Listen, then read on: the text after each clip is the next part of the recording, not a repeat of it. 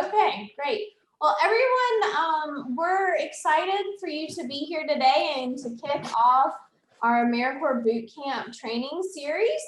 Today, you'll get to hear from Eric Murphy. And Eric is a lot of fun. He's great to listen to, but he also has a wealth of knowledge. So I think you have over 20 years background in counseling, so you really bring a lot of good tools and resources to the table. So I'm going to turn it over to Eric and to let him dig into some of the resources for you guys to use. All right. I was going to try to figure out how to I'm going to change my view so I can just see myself. I'm going to switch to active because if I see everybody, I'll just start, looking at you guys. All right. So hello, everyone. As Emily said, my name is Eric Murphy. I'm the assistant director here at West Virginia University Center for Service and Learning. You have an earbud, so you just joined by camera. Okay, Kirsten, cool. Oh, Emily, are you going to control the chat? Because Yes. Okay, thank you. I'll watch the chat. Thank you very so much. that you guys know, I'm going to send the link to Eric's handouts. You should have received them in the mail, in the email this morning, and I also just sent you a link so that you can download them and reference them. Sweet. So first of all, I want to say hello to everybody. I'll give you this background information about myself. So again, I'm the assistant director here at the Center for Service and Learning at West Virginia University. I've known Emily for 5 years, whatever, maybe a little bit longer. And here's the other part to it. I find my jokes hilarious.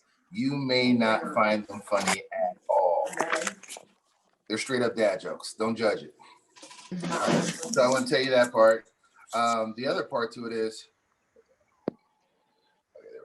so I'll give you this background. So I've been 18 years of doing psychotherapy. I had a private practice for a while, worked at many agencies.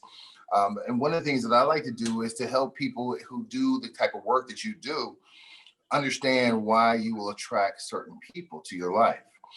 The theories that I'm going to teach you today is called transactional analysis. Transactional analysis was created by this guy named Eric Burns, who is a psychologist who broke away from Freud, which you probably don't even need to know that stuff, but it is what, oh, shit, I meant to tell you guys.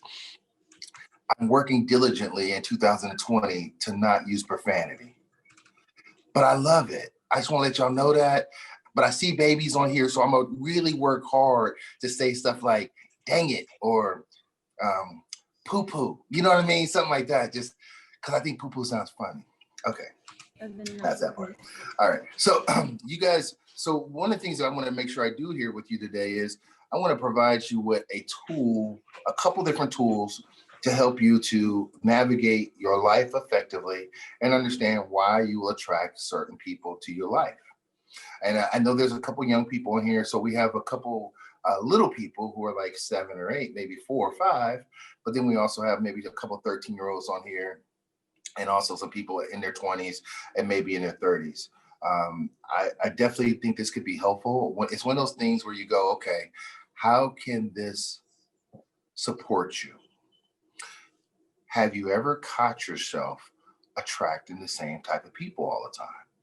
Like, do you ever catch yourself going, man, why do they keep choosing me? Like, why is it me?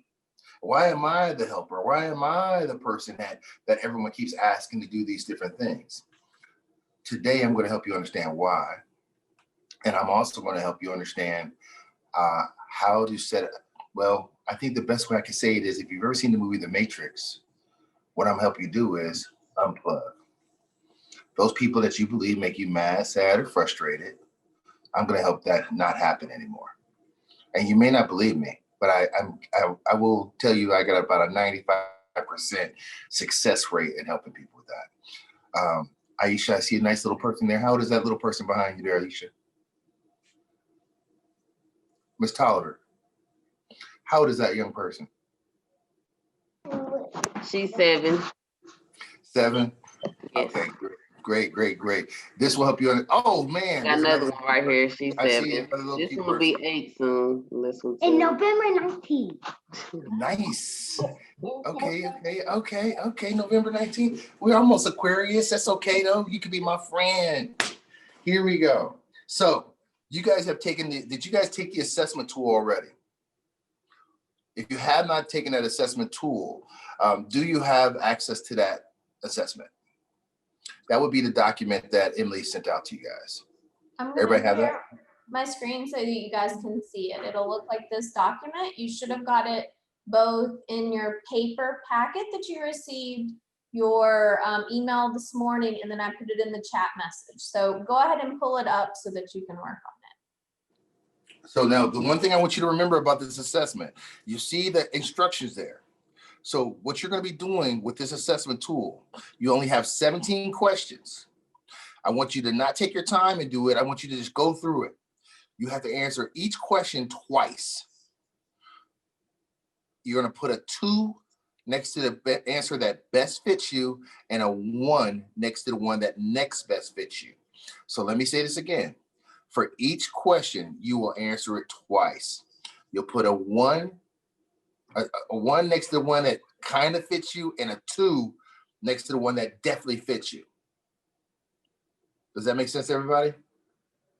So, Emily, do you have any 90s R&B, like some TLC or some I don't have any music. What? Some Tupac? You got some Pac you can put on there so everybody can work to a little Cradle to the Grave? Nope, nobody? I don't have any music with me. Look, Emily, I cannot wait till I'm like 70 years old and somebody gets in my car and I got some tins and I'm bumping Pac. You know what I mean? But I get out with a walker. That's going to be hot. All right, I digress. I will not talk while you guys are doing your assessment tool. Actually, I'm going to try not to talk. Don't judge me. And Ashley, don't be smiling at me like that because I think you knew I was going to keep talking. Kristen, are you getting attacked by something? I thought I saw a stuffed animal attack you. It was this like balloon, Lexi, and well, it's a guitar. Lexi's over here, and then Kendall. Hi. Hi. And hi. What's Lexi's middle name? If it's Lexi Lee, I'm going. What? Hold on. What's her middle name? Joe. Lexi Joe. Say Oh. Play your guitar. No. All right. Well, go ahead and get started on that. Jordan, I see you down there. Go ahead, Jordan. Get busy on that. Remember, a 2 next to the one that best fits you and a 1 next to the one that next best fits you. 2 answers for every question. While you guys are finishing this, if you would like me to give you a joke, I'm willing to give you one. Ashley, don't make that face. Do not make that face. This is a great joke that I told earlier, and I think that will help you guys to move through this effectively. Did anybody know why the members of TLC do not exfoliate? Because they don't want no scrubs. Don't want no scrubs. No. Are we done? Jordan? Okay. Hey, Karen, what was your highest number? I think 11. Oh, what? hold on. RP. Mm-hmm. Did I do it right? Yes, you did. Yes, you did. Okay. Aisha, what's your highest? Okay, if you're talking to me, it's Alicia. Oh, I didn't see the L. My bad. Yeah, it's kind of faint. It's kind of faint, see the but L yeah, in there. This it's whole time I Alicia. was like, why isn't she talking to me? Okay, Alicia, my fault. Okay, my highest was 11, and it was on CP. Ooh, you're going to love this information. And it's going to make perfect sense to y'all. Y'all don't get, hey, I want y'all to know something. Remember, I'm funny and fun. Don't be getting mad at me when I start to help you uncover your truth. And you go, oh, snap. See that? See how I caught myself there, y'all? See how I caught myself there, Ashley? No profanity, 2020. Damn it. I mean, dang it. Dang it. I was doing so good. I said no profanity, 2020. Then, dang. Oh my gosh. Karen, your attitude right now, don't hang out with Ashley. I'm telling you right now. All right. How's your mom doing? Did she ask about me?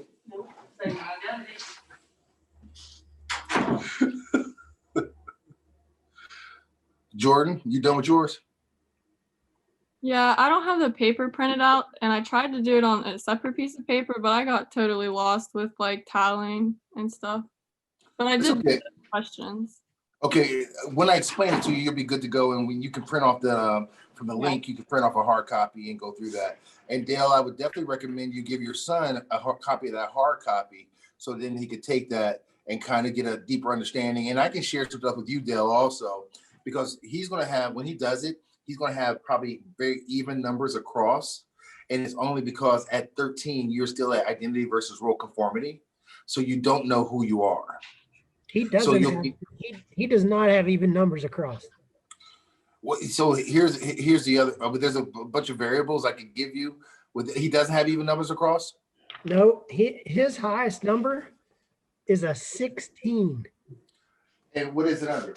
DC. DC? Yeah. Got it. I'm going to help you out with that. This makes sense. Alicia, you're going to be surprised by that. And Alicia, I'm mad at you for your nose ring because I used to have one. And I told my daughter I was going to get mine put back in. And she was like, Dad, you too old for that. I was like, what? Can I live? Can I just live? Yeah, I love mine. I've had mine since I was about 16, I believe. I had one in college and I had dreadlocks too, but then they started falling out and it became like a harbor. And then it was a little island. And then it just disappeared. It became like a cul-de-sac, whatever. And then I just shaved it up. Emily, don't judge me. Do not judge me right now. You're making me go straight old school with you, like one of my aunts. No, you didn't. Does anyone else have an aunt that does this? Like, Nobody else has one. Jordan, you ain't got an aunt that does that. No. Every one of my aunts do that. But usually some Hennessy in this job. I thought you'd be straight across. What? He thought you'd be straight across. He said, All right. There were 16s like. It's time for me to explain this to you guys. We'll find out. This is my homie Chelsea. Hi, everyone. All right. Chelsea's wearing this mask because she got cooties. Okay, so, all right. So what I want to do is I want to talk to you guys about the different categories down at the bottom there. So the first one that I'm going to share with you is the NP. NP stands for nurturing parent. So now what you've done is you've done an assessment tool that's going to help you identify how you view the world and what you track back, right? So the first one is the NP, and it stands for nurturing parent. And here's what the nurturing parent would say. A nurturing parent would say, so Chelsea, I understand you want to be a lawyer.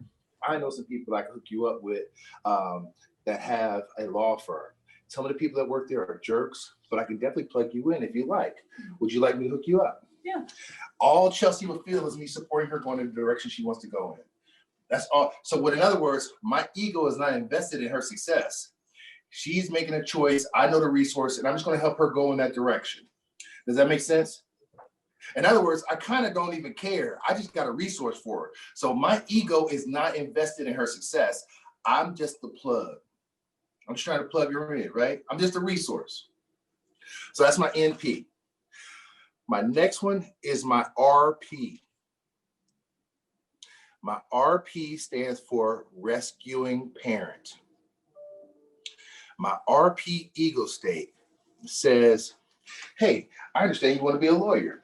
I know some people who have a law firm. I got this friend named Emily. I got this friend named Dale. They got law firms, but they jerks. I don't like working with them, but I can hook you up. And I put a lot of work into it for you. You know what I'm saying? I'll be looking out for you. I'll put you on my back. I'm grinding for you. I'm doing all this for you. So you might want to, look at what I'm doing for you. In my rescuing parent ego state, who am I talking about? Karen, who was I talking about mostly? Me. But who was I talking about? Was I talking about her or was I talking about myself? Yourself. Exactly. My RP ego states, ego is invested in someone else's success. Have you ever had a friend or a family member tell you about all the work they put into you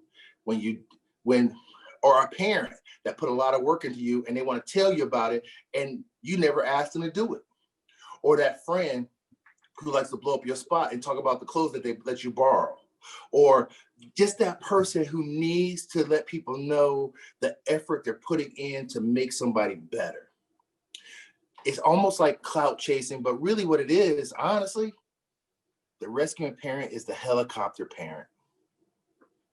Does that make sense to you? It does, but I'm almost wondering if I numbered wrong because I'm not one of those. No worries. I got you. So was number one was what you're best at, right? 2. Okay. I had to renumber. Okay, sorry. Got you. It's okay. My next one is my CP.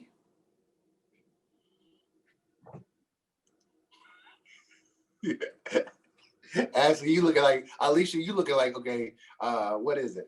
My CP stands for critical parent. In my CP ego state, my whole goal is to define you. My whole goal is to show you that I have power. So I would say, yo, I understand you want to be a lawyer. I got this friend named Emily and this guy named Dale. They're kind of jerks, but I don't know if you're smart enough. I think you should be a janitor. If you want to be who I want you to be and how I want you to be, you should do what I say.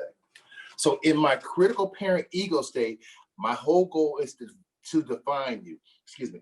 Now, Alicia, that may sound negative, but here's what I also know about my critical parent ego state. My critical parent ego state's whole goal a lot of times is to protect someone. And sometimes the way they do it comes off very controlling. But really what it is it's a fear of them being harmed or a fear of them being rejected. So it's the way that the message is being delivered. The message is being delivered in a way that comes off very controlling and critical. Does that make sense? But really underneath it, it's fear, right? So my next one is called my fun-free child, the FC. Who had a high FC? If you had a high FC, I will tell you, in your life, you're going to experience a lot of hate. Here's why. If you have a high FC, that stands for fun-free child, and most people want you to be stressed out. So if you don't have high level of anxiety, if you don't have a high level of stress, but you manage your stuff, people think that you're immature or think that you're not taking something serious. The reality of it is you enjoy the grind. The fun-free child is the person who says, we got a lot of work to do. Let's enjoy it. Let's get this money. Let's make it happen. And they do it from a position of no fear. They do it from a position of creativity, of enjoyment, a youthful verb about themselves. My next one is, I know, I'm getting busy. I start getting sweaty. My next one is my DC. Now, Dell, you said that, so I'm going to give you what it is. The DC is the defensive child. The DC ego state a lot of times blames other people for their irresponsibility. The DC ego state is the kid or adult who says, hey, Dell, it's your fault that I didn't clean the house. You know you're supposed to tell me. The DC ego state wants to blame other people for their irresponsibility. Now, I want to give you a little something about that. The DC ego state grows up to be the rescuing parent. And a lot of times the DC grows up to be the rescuing parent. And it's typically because the DC grew up with a parent who tries to rescue them. a parent who may overcompensate a little bit, and that child feels entitled. Does this make sense? My man. My next one is my HC. Now, who had a high HC? Okay. Hey, Sierra, can I ask you a question? How old are you? 20. Okay. So I want to give you what the HC stands for, and then I'm explain to you why you got that. The HC stands for the hurt child. In the hurt child ego state, I try to prove to you that I'm powerless, that I don't know. And I'll tell you something like this, like, Chelsea, you my boo. I love you, girl. And if you ever try to leave me, I'm going to hurt myself because I'm incomplete. And I got to smoke a blunt every morning because if I don't, I ain't right. I said that because my hurt child ego state will have psychological addictions that aren't even real. So my hurt child ego state will say, I gotta smoke or I gotta have a relationship because the hurt child always feels a little incomplete. Now, here's the thing about this, Sierra. If you have a high HC, I bet you attract people in your life who want to control you. Does this make sense? Here's why you're in the HC. If you have a high HC, Lucy, did you have a high HC? Lacey, did you have a high HC? Okay. If you had a high HC, a lot of times you are in your 18 to 21 because you are trying to figure out how to be an adult. So the hurt child ego state comes from not knowing the next step because you're trying to figure it out. So the hurt that you feel is actually about not knowing. Does that make sense? And more than likely, most of my HCs, they grew up with a CP as a parent. Sierra, is this making sense? Is it weird that it's making sense? I know. My last one is my adult.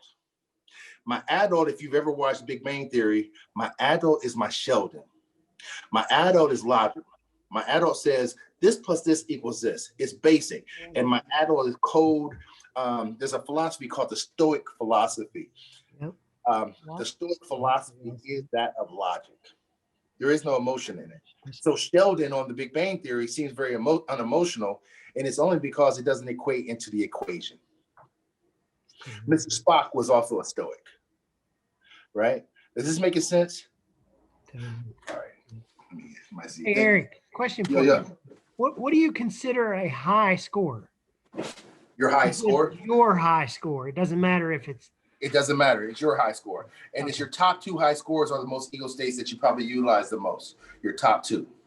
Okay. So, Lucy, is it Lacey? Damn it, I can't look. Lacey. I forget I got on bifocals and I keep looking down at it like I can't. So, Lacey, what was your highest? The NP. NP? Mm-hmm. So you are a nurturer and you attract everybody.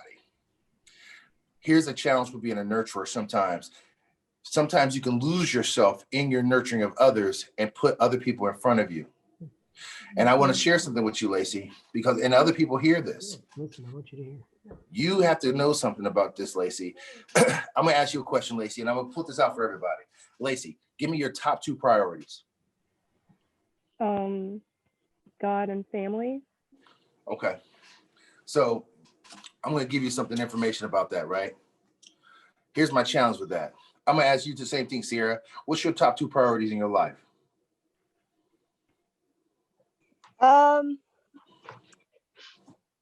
Probably this sounds awful. Probably my dogs and the person I'm with, my boyfriend. Okay, got you. Okay, that's cool. How about you there, Alicia? Top two priorities. Alicia. Yeah. Top two priorities. Mine would be family for sure, and I'm very organized, so on like my OCD and everything's very high. So An organization. Is that it? Yes. So I want to help you guys all out with something. The challenge I would have for all of you guys is, why aren't you your number one priority? Here's why I say that. Lacey, if your number one priority is God within you, so would you be doing God's work if you were the best version of you?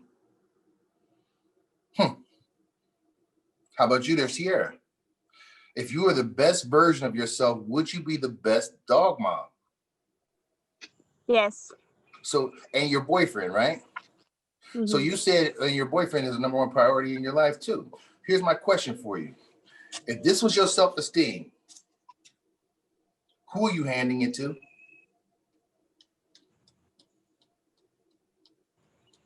Who have you handed it to? Your boyfriend. Because here's why I say that. If you're not a number one priority, if you don't demonstrate self-love, if you don't demonstrate self-importance, then how is he going to know that you're the dopest? It's true. You feel me? Like what you're doing is you handing your stuff over to him. So you think about this, the kind of jobs that you guys do. If you hand your self-esteem over to children or hand your self-esteem over to organizations, then you are not being the best version of yourself. And it goes along with what your highest number is. What was your highest number, Sierra? HC and MP. Those are exactly the same. Think about that for a second. So if I got a high HC, then that's saying I'm handing my stuff over to somebody else. You complete me. You got to ask yourself, am I complete already? You feel me? Yep. Is this making sense to everyone? I'm going to do a round here and ask, what are you taking out of this right now about yourself? So give me like a 10-second, what are you getting out of this for yourself? Christian, let's start with you. Y'all might as well turn y'all's mics on because then I can, we don't have to wait for you to do that. Okay, so I didn't get finished with my picking whether I was the CP, I didn't finish that. But I would say because I'm more of a nurturing person, and I want to be there for everybody else. So I think more I need to focus more about myself. Yes. Yes. If you don't just for other people. Yeah, Kirsten, if you don't focus on you and be the best version of you, how are you gonna teach your little girls? You gonna teach them to hand it over to somebody else? You feel me? Yeah. If they don't see you balling out and making it happen, they're not gonna learn how to make it happen. They have to witness it. Lacey, how about you? What are you taking out of this about yourself? What are you becoming aware of? So I'm a criminal justice major. So the number one thing in that is helping others and being there for others. But also at the same time, one of the number one things that we've been learning about is taking care of yourself, because if you're not taking care of yourself, then you're not going to be able to help others. You'll be a terrible cop. You'll be a terrible cop. And you'll be you'll be the hurt child who becomes a critical parent. And that means you'll be the dude wearing the tight shirt. Like what? That guy. You know what I mean? Mm-hmm. How about you there, Alicia? Pretty much same as Lacey. I'm in the criminal justice. I have my associates and my bachelor's in criminal justice. And I think I tend to look out more for others than I do myself.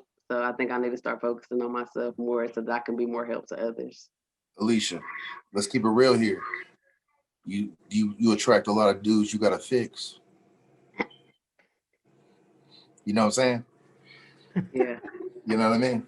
So when you stop doing that piece and you make Alicia the dopest, because you already are amazing, you'll attract someone who is dope also. You know what I'm saying? Until you realize that piece, you're gonna be attracting dudes who can play Madden better than they can pay a bill. Mm. You know what I'm saying? Mm. And that's where that critical parent but nurturer comes into play, because that critical parent is attracting wounded people to you because they want you to be their mama. Yeah. And you ain't trying to be somebody's mama. You already a mom. Yeah. Right? So this is an opportunity for you to recognize when that comes to the table why that's happening. right? How about you there, Dale? What are you taking out of this for you, bro? You say me? Yeah. Sorry. I'm taking out that I'm a flat line on this chart. I'm a between a 6 and a 9 all the way across. Nothing Really? super high, nothing super low. What's your highest number? Which one has your highest number on it?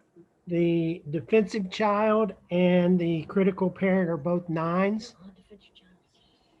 Oh no, I'm sorry. Hurt child. Hurt child and critical parent are 9s.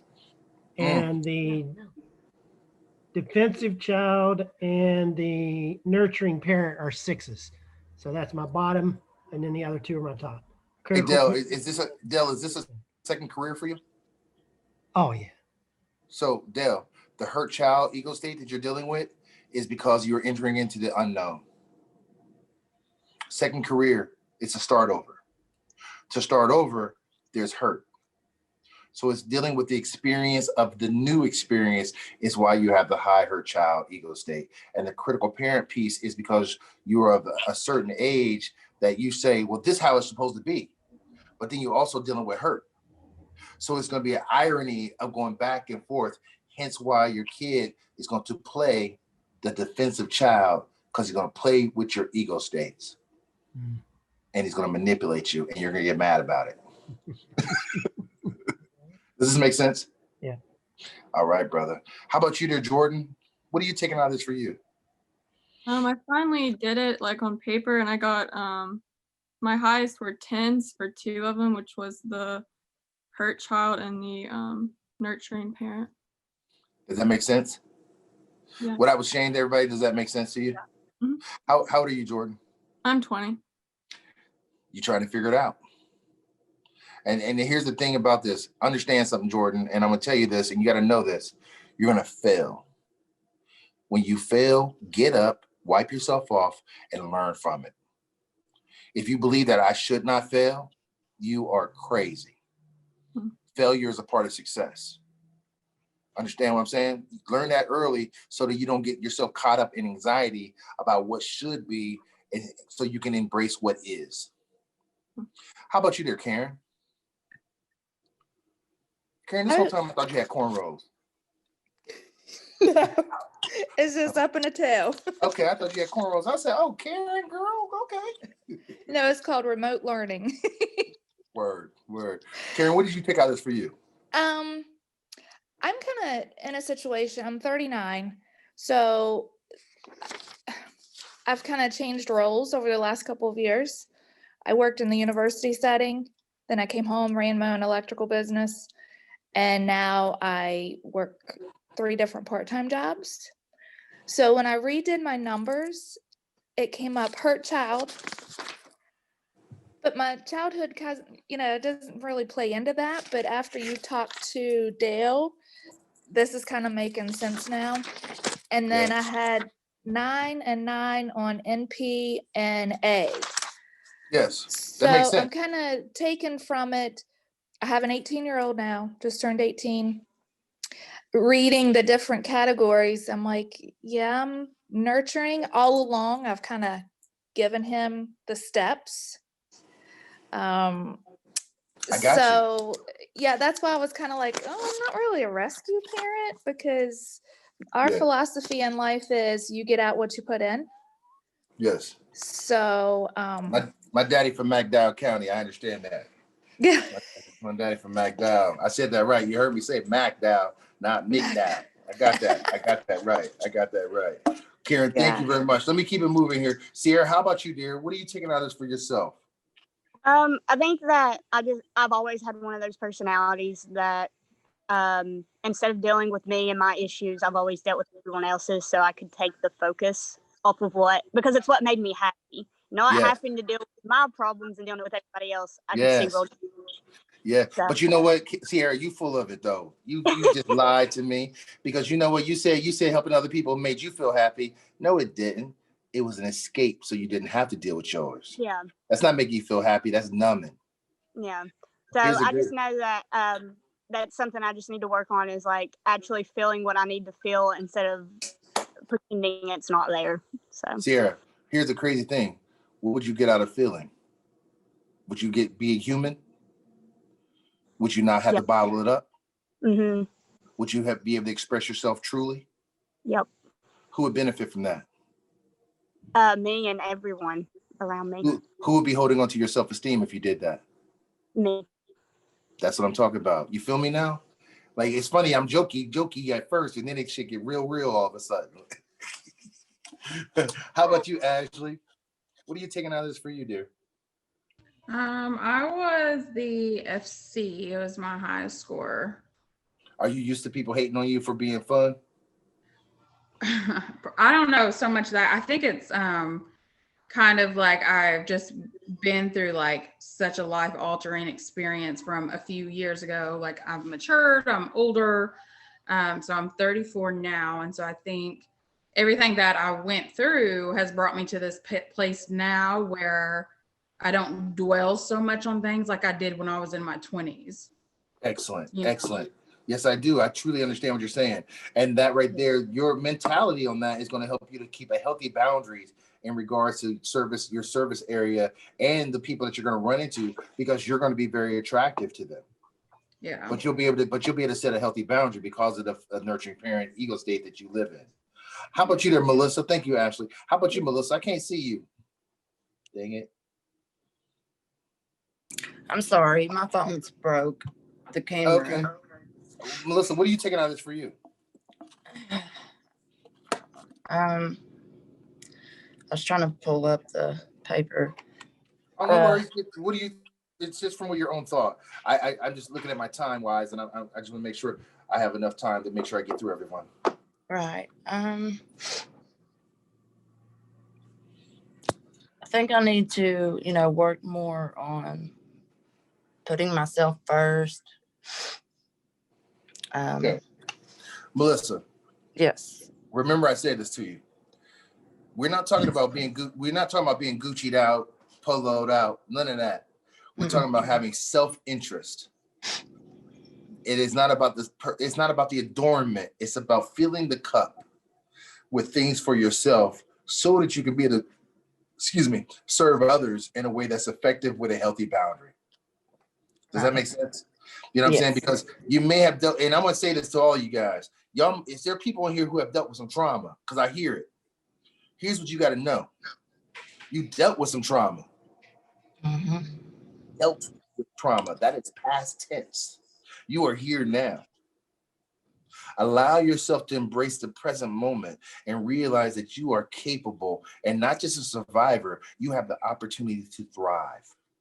Sierra. You know what I'm saying? Remember, I'm saying this to you. If you are dealing with someone who you got to fix, you got to ask yourself, how am I actualizing myself? Because it sounds like I'm in a performative situation. Performative meaning it looked like a relationship, but really it's a situationship. You know what I'm saying? I'm gonna snap on that. You know what I mean? And nobody get that? All right, I'm gonna keep it moving. Oh, how much time I got left here, Emily? So we technically can go to 11:30, but if you want to wrap up early, that's good too.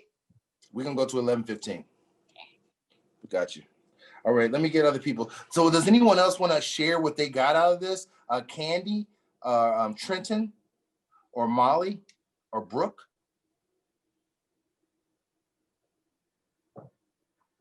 No? Yo, I'm gonna call on you. Brooke, how about you? What did you get out of this? Y'all didn't know how I get down. Brooke. Yes, hold on, I'm finishing up. My highest is CP. Does it make sense? A little bit. Mm-hmm. What are you taking out of this for yourself? I really don't know. Because I'm in my late 20s, so like the CP really doesn't make sense to me. The biggest challenge a lot of times is, Brooke, is these ego states are developed from the place of nurture to where you're at now. So if you have a high CP, it could be that you grew up as the hurt child or had some experiences that fostered you being the hurt child. And as you got older, you became more controlling or are more rigid, not rigid, but their boundaries are very strong.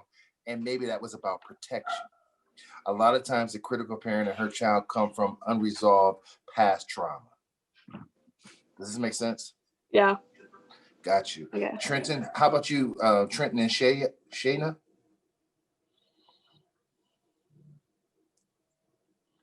Trenton and Shayna. I didn't get to do it because right now we're tutoring kids.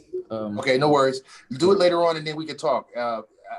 Emily has my information. So as long as you heard what we're talking about here, I think you'll be able to understand it. Yeah, I did it also last year at the meetings.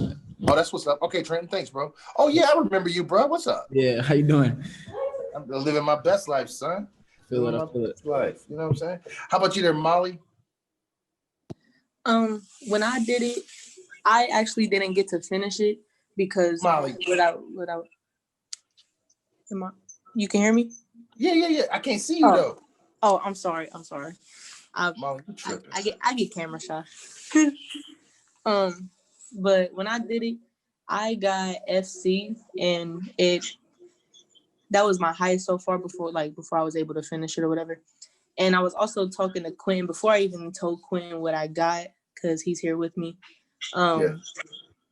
He also looked at me and said, just by like being around you and knowing you, he was like, I would think you were FC. And I thought that was funny because that's what my highest was so far. Yes. And it really does make sense because I'm young and I'm still living. So Yeah. Tell Quentin, quit trying to steal my my flavor. Damn him. They call that back in the day, they used to call that a biter. He's stealing my style. So I want to offer you guys something too.